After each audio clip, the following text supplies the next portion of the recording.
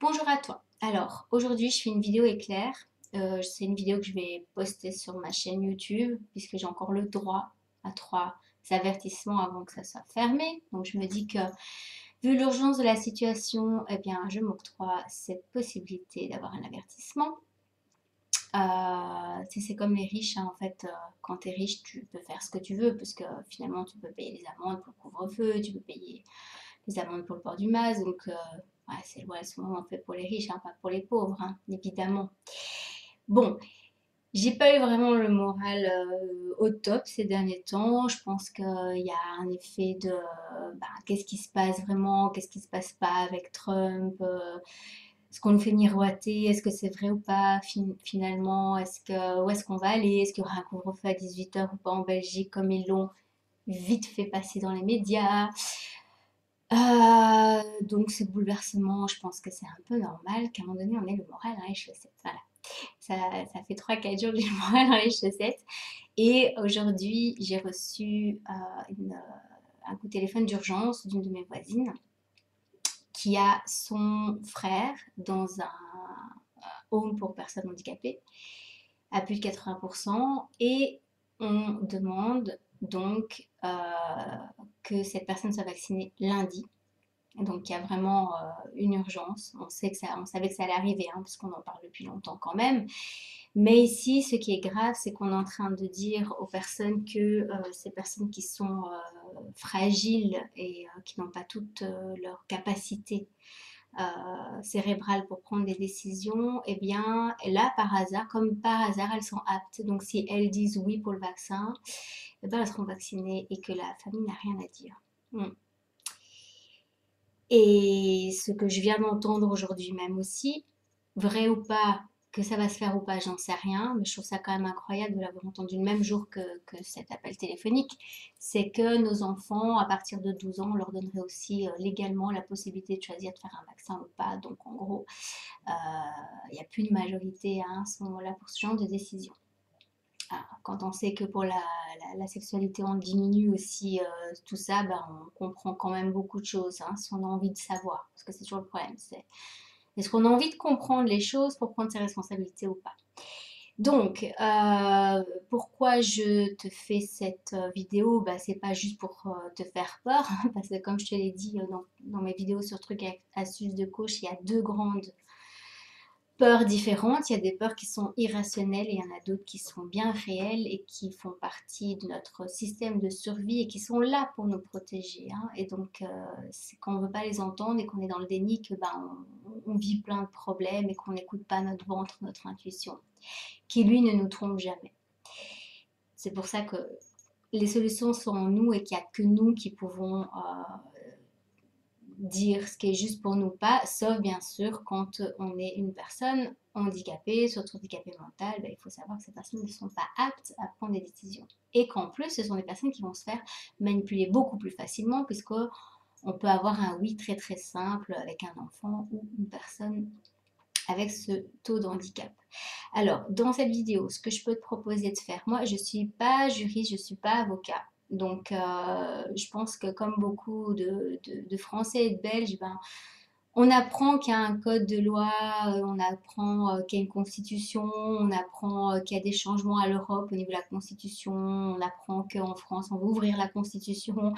Donc on est un peu perdu là-dedans. Puis on apprend aussi qu'il y a des juges qui sont plus justes que d'autres, mais que c'est pas beaucoup. On apprend que pour aller au tribunal, c'est très compliqué, qu'il faut avoir du temps, de l'argent, un bon avocat, de bien comprendre la situation. Donc c'est vraiment, vraiment pas donné à tout le monde de pouvoir faire asseoir ses droits.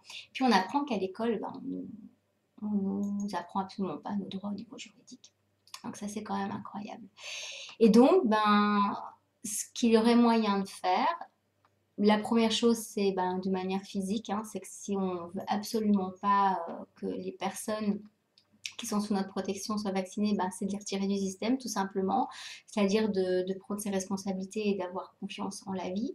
L'autre, c'est d'accepter que ça se fasse avec les conséquences, mais c'est aussi une autre manière de faire dans les deux cas. Eh bien, c'est ce qu'on appelle au niveau juridique une mise en demeure. Voilà, une mise en demeure. à ce que j'ai regardé au niveau des recherches, ça met la personne devant ses responsabilités de manière pénale et ça ne la soustrait pas aux conséquences de ses actes. Elle ne peut pas se cacher derrière une entreprise ou une assurance. Donc, il y a moyen de faire une mise en demeure, il y a moyen de le faire par recommandé et par mail, de s'assurer que la personne a bien reçu. De dire aussi qu'on n'est pas d'accord, de faire des recherches au niveau des lois comme on peut et si on veut vraiment être OK avec cette mise en demeure, bah, c'est tout simplement c'est de prendre un avocat qui peut le faire. Le problème, c'est qu'ici, on est face à l'urgence parce qu'en Belgique, c'est lundi qu'ils vont le mettre en place. Et c'est vrai que quand on ne nous dit pas clairement qu'il va y avoir quelque chose de fait, bah, on ne peut pas faire une mise en demeure pour quelque chose qui n'est pas encore mis en place.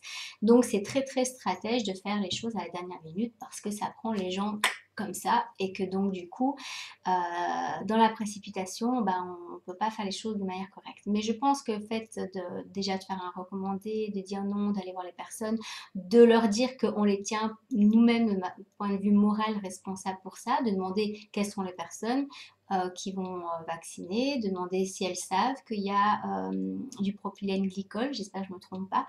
Donc il y a une vidéo du directeur du vaccin Pfizer, qui explique pourquoi il y a des personnes qui ont fait des allergies et pourquoi dedans on a inséré en plus de l'adrénaline, c'est ça? Je suis pas très très à l'aise avec ce genre de trucs qui moi personnellement j'évite énormément tous ces trucs là et donc qui aurait dans une vidéo dit donner un ingrédient, c'est le propylène glycol hein, je crois, un ingrédient qui en fait quand on fait des recherches au niveau de ce vaccin on ne le trouve pas et donc il y a une pharmacienne aussi qui a un petit peu épluché la question et qui nous a dit qu'il y a pas mal d'ingrédients qui ne sont pas dans ce qui n'est même pas un vaccin, cette thérapie génique. Donc voilà, faisons ce qui est juste pour chacun de nous.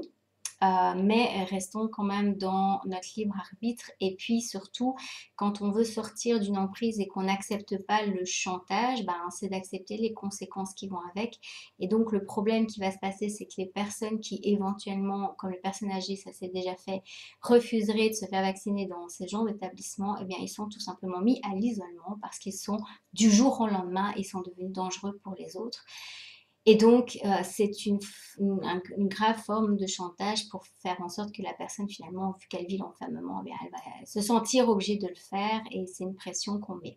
Et donc ça, c'est vraiment de l'abus de faiblesse pour les personnes handicapées et de l'abus de pouvoir, personnes handicapées et personnes âgées. Et donc, je t'invite à aller aussi consulter l'abus de faiblesse, c'est une loi qu'André Frédéric a mis en place qui a été voté et qui est pénalement punissable aussi. Donc là, on est clairement dans l'abus de faiblesse et dans la manière aussi d'amener les choses au niveau de la double contrainte, puisqu'on ne propose pas d'autres alternatives et que, bah, comme dans les sectes, hein, il y a juste une seule solution. Hein. Il n'y a pas moyen de se soigner, il n'y a pas moyen de renforcer son système immunitaire, il n'y a pas moyen d'accepter un autre vaccin que celui qui vient maintenant, il y a moyen que de faire ce qu'on vous dit en gros. Donc voilà, bienvenue au totalitarisme, au pays du totalitarisme, à nous d'avoir beaucoup de courage, parce qu'effectivement, il va falloir affronter nos peurs de plein de choses, de l'isolement, du rejet, de devoir prendre nos responsabilités, d'être chamboulé dans notre quotidien. Et je t'encourage à regarder la prochaine vidéo où je parle de la causalité, qui était une vidéo que je vais mettre aujourd'hui justement, mais voilà, que je vais décaler du coup.